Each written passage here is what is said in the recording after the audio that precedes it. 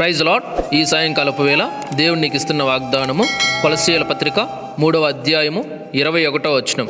తండ్రులారా, మీ పిల్లల మనస్సు కృంగకుండునట్లు వారికి కోపము పుట్టింపకుడి. వాక్యం ఏం చెప్తుందంటే, తండ్రులారా మీ పిల్లల మనస్సు కృంగకుండునట్లు వారికి కోపం పుట్టించొద్దు, అంటే వారిని బాధపరచొద్దు, వారికి కోపము తెప్పించొద్దు. అలా కాకుండా దేవుని ప్రేమతో వారిని పెంచండి. దేవుని ప్రేమలో వారు ఎదగాలి, వర్ధిల్లాలి. దేవుని ప్రేమను వారికి పంచి ఆ ప్రేమతో వారు కూడా మిమ్మల్ని ప్రేమించులాగున వారిని నడిపించండి అని ఇక్కడ వాక్యం చెప్తుందన్నమాట. అంటే చిన్నప్పటి నుంచి కూడా పిల్లలను దేవుని విషయంలో భయము భక్తి కలిగి జీవించేలా, దేవుని పట్ల విధేయత చూపేలా ఆ ప్రేమతో పెంచాలన్నమాట. అటువంటి ప్రేమతో పెంచితే వారి మనస్సు కృంగదు, అలాగే కోపం కూడా వారికి రాదు. ఎందుకంటే దేవుని వలె వారు కూడా ప్రేమ కలిగి జీవించాలని ఆశపడతారు, అలా నడుచుకోవాలని దేవునిలో ఎదుగుతారన్నమాట. Praise lord.